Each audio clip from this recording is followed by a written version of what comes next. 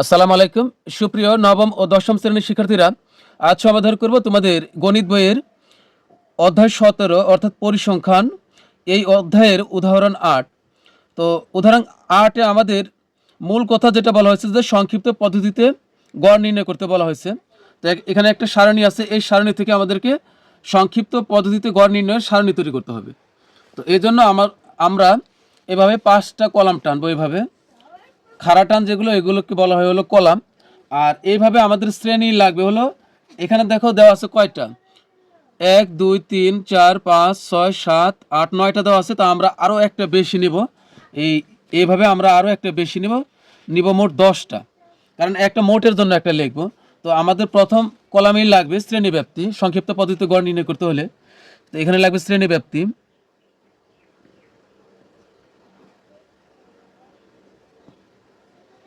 শ্রেণী ব্যাপ্তি, এরপরেই লাগবে মধ্যমান বা মধ্যবিন্দু।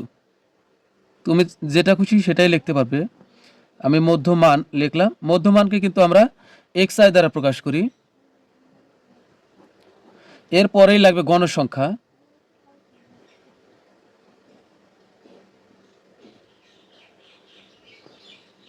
গণসংখ্যা যাকে আমরা সংক্ষেপে fi দ্বারা প্রকাশ করব।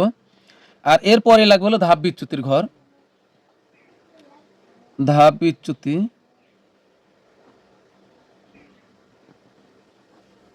ধাপ বিচ্যুতিকে আমরা ইউআই দ্বারা প্রকাশ করব সংক্ষেপে। এতটুকু লিখলে হবে, আর বেশি লেখা দরকার। তোমাদের বইয়ে এর সাথে বেশি লেখা আছে, তো আমার ওইটা না লিখলেও চলবে। এরপরে এখানে লাগবে হলো এফআই ইউআই। এফআই আর হলো ইউআই, অর্থাৎ গণসংখ্যা আর ধাপ বিচ্যুতি যা পাবো তার গুণফল। শ্রেণীব্যাপ্তি আর গণসংখ্যা আমাদের যা দেওয়া ছিল প্রশ্নে আমরা তাই উঠাবো, আর বাকিটা আমরা করতে করতে বুঝবো। তো এখানে দেখো 2 থেকে 6 দেওয়া আছে, পরে 6-এর পরে 10, পরে 10 থেকেই আবার 14, এখানে আবার 14 থেকে দেওয়া আছে 18, 18 থেকে 22 যা দেওয়া আছে তাই। এরপর হলো 22 থেকে হলো 26, আবার 26 থেকে 30, আবার 30 থেকে হবে 34। তো এই পর্যন্ত আমাদের 34 পর্যন্তই। এখন আমরা মধ্যমান বের করব। মধ্যমান কিভাবে বের করব? এই যে আমাদের এখানে মধ্যমান 2 আর 6 যোগ করলে হবে 8, অর্থাৎ নিম্ন সীমা আর উচ্চ সীমা যোগ করব। 2 আর 6 যোগ করলে 8। তো 8কে আমরা 2 দ্বারা ভাগ করলে মধ্যমান বের হয়ে আসবে। 8কে 2 দ্বারা ভাগ করলে হবে 4। তাহলে এটা হলো আমাদের মধ্যমান। এখন এখানে আমাদের এই জিনিসটাকে বুঝতে হবে, এখানে আমাদের শ্রেণী ব্যাপ্তি কত, 2 থেকে 6। আবার পর আমরা শ্রেণী ব্যাপ্তি কত এটা বোঝার জন্য ন্যূনতম এই 2টা শ্রেণী আমরা দেখব। এই পরপর 2টা শ্রেণী আমরা লক্ষ্য করব, তাহলে আমাদের শ্রেণী ব্যাপ্তিটা সঠিক বের হবে। 2 থেকে 6, পরে আবার 6 থেকে 10। তার মানে 6 সংখ্যাটি পরপর 2টি শ্রেণীতে আছে। কোনো সংখ্যা যদি পরপর 2টি শ্রেণীতে অবস্থান করে তাহলে সেটা হবে অবিচ্ছিন্ন শ্রেণী ব্যাপ্তি বা অবিচ্ছিন্ন শ্রেণী সীমা। আর অবিচ্ছিন্ন শ্রেণী ব্যাপ্তি হলে এখানে যে নিম্ন সীমা আমরা তার পর থেকে গণনা শুরু করব, অর্থাৎ 2 এর পর থেকে গুনব। 3 4 5 6, তার মানে হলো শ্রেণী ব্যাপ্তি 4 করে আছে। আবার 6 এর পর থেকে যদি গণনা করি 10 পর্যন্ত, 7 8 9 10, তাহলে এখানে শ্রেণী ব্যাপ্তি হলো 4। এখন তোমরা বইয়ে আরও একটি অঙ্ক দেখো, এখানে শ্রেণী ব্যাপ্তিটা কি দেওয়া আছে। তোমাকে অবশ্যই আগে শ্রেণী ব্যাপ্তি চিনতে হবে। 25 থেকে 34, আর এরপরে দেখো 35 থেকে 44। এখানে 25 থেকে শুরু হয়েছে, 34-এ গিয়ে এখানে শেষ। পরের শ্রেণীতে আবার 35 থেকে শুরু হয়েছে, অর্থাৎ 34-এর পরের সংখ্যাটি থেকে শুরু হয়েছে। এটা কিন্তু একটা শ্রেণীতে একটি সংখ্যা একবার করে আছে, তাহলে এটা হলো বিচ্ছিন্ন। বিচ্ছিন্ন শ্রেণী ব্যাপ্তি হলে এই নিম্ন সীমা যত থাকবে তত সহই গণনা করতে হবে। অর্থাৎ এখানে গণনা করতে হবে 25 থেকে 34 গণনা করতে হবে, অর্থাৎ 25 সহই আমরা এখানে গণনা করব। আর এটা হলো বিচ্ছিন্ন শ্রেণী ব্যাপ্তি।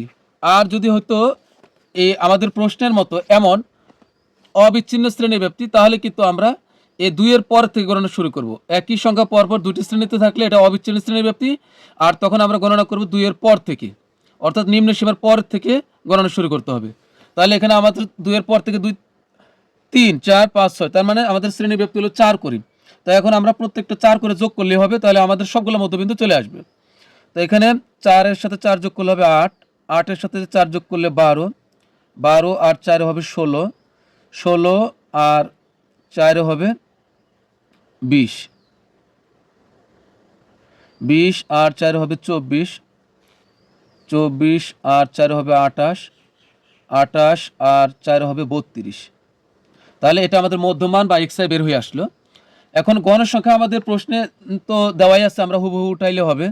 এখানে 1, 9, 21, তারপর হলো 47, তারপর হলো 52, 52 পরে হবে 36, 36 পরে হলো এখানে 19, 19 পরে হলো 3। সবগুলো যোগ করলে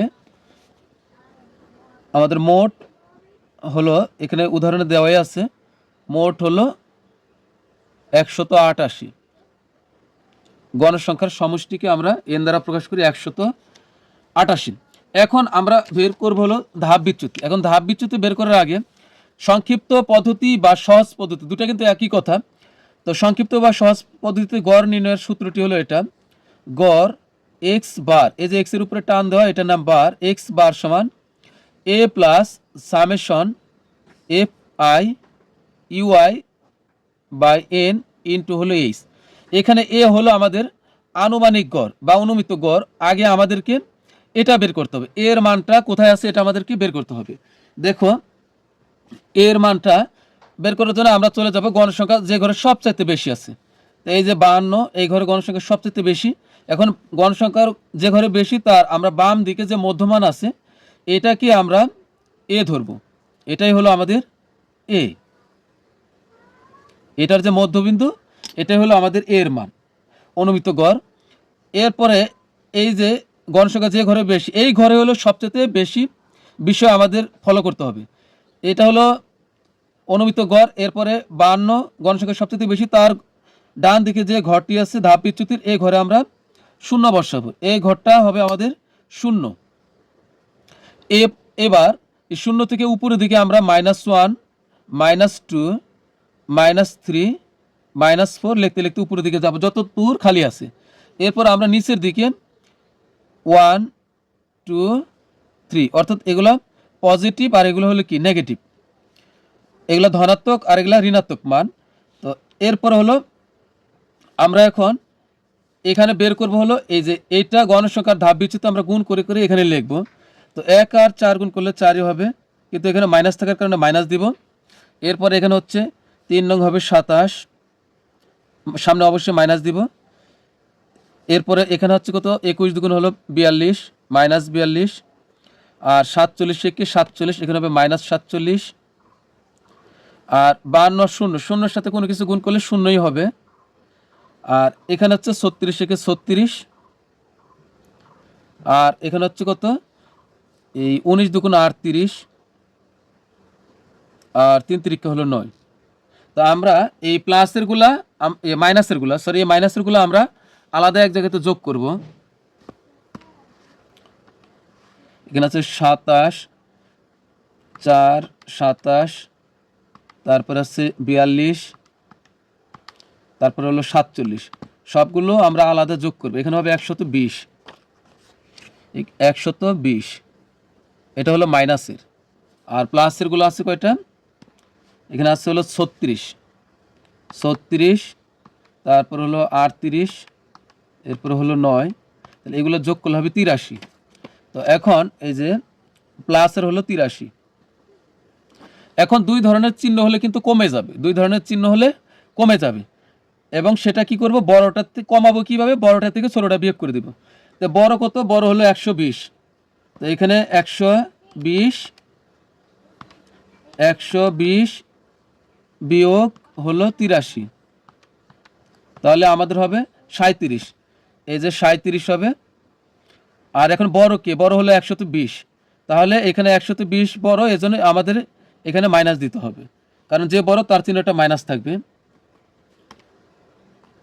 অথবা তুমি এটাও করতে পারবে, তুমি এখানে দেখো কত কত পাইছো, পাইছো হলো -120, তা ক্যালকুলেটারে তুমি লিখবে এই -120 20। এরপরে আছে কি, এখানে আছে প্লাসের মান, আমরা পেলাম -120, -120, আর নিচেরগুলো হলো কি প্লাসের মান, এগুলো প্লাসের মান পাইছে হলো 83, তাহলে কত পেলাম +83। তো এখানে লিখবো হলো +83, এই যে +83, তাহলে আমাদের আসবে হলো -37। এখানে এটাই হচ্ছে সামেশন FI/UI, এটা পেলাম হলো আমরা -37। আমার এই ঘরটা বেশি ছোট হয়ে গেছে, এখানে হবে -37। এখন আমরা গড়ের সূত্রটি লিখব। সুতরাং গড়, আমরা ব্র্যাকেটে এক্স বার লিখে দিলে ভালো হবে। সুতরাং গড় এক্স বার সমান A প্লাস, বইয়ে দেখবে একটু কঠিন সূত্র দেওয়া আছে, এটা লিখতে তোমাদের কাছে সমস্যা মনে হতে পারে, তোমরা এটা লিখলে হবে সামেশন FI/UI/N ইনটু হলো এইচ। এখন আমরা মানগুলো বসাই। এই সমান বরাবর আমরা সমান দিব। এর মান কত পাইছি আমরা, এই যে 20, এর মান হলো 20, তাই এখানে হবে 20, এই প্লাসের প্লাস সামেশন FI/UI হলো এখানে -37, আর এন এর মান হচ্ছে 188, 188, আর ইনটু এই শ্রেণীব্যাপ্তি আমরা 4, সরি এখানে হবে 4, শ্রেণীব্যাপ্তি হবে 4, তারপর হবে, এখন আগে আমরা এই গুণের কাজটা করে নিব। এখানে আমরা আগে গুণ করে নিব। তো এখানে 4 আর 37 আমরা একসাথে করব, 4 আর 37 গুণ করে আমরা একবারে করব, কারণ এখানে দেখো 4 ও উপরে, কোন সংখ্যা একা একা থাকলে ধরে নেবে এটা উপরে আছে। তো 4 আর 37 গুণ করব, 4 গুণন হবে 37, তাহলে আমাদের আসবে হলো 148, এরপরে ভাগ দিব, দিয়ে 188, ভাগ দিয়ে 188, তাহলে হবে আমাদের 0.787। আমরা আগে এটা লিখলাম 20, এখন কি করলাম, এই যে 37 আর 4 গুণ করলাম, গুণ করার পরে একবারে ভাগ করছি 188 দ্বারা, তাহলে এখানে হবে আমাদের 0. এখন এই প্লাস মাইনাসে কিন্তু মাইনাসটা লিখতে হবে, প্লাস মাইনাসে মাইনাস, এখানে হবে 0.787। তো এখানে দেখো আমরা দশমিকের পরে কিভাবে নিব, এটা একটু বোঝো।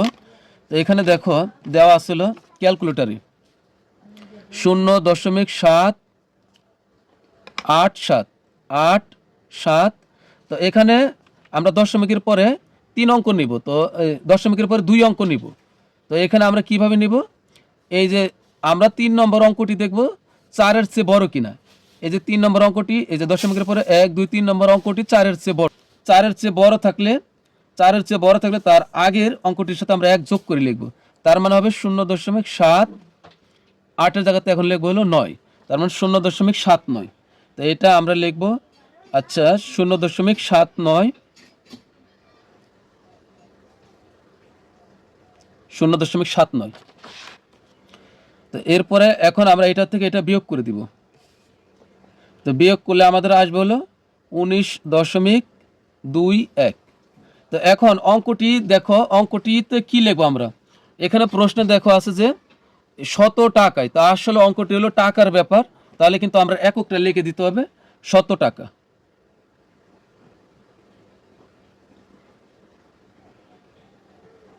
তাহলে এটাই আমাদের উত্তর।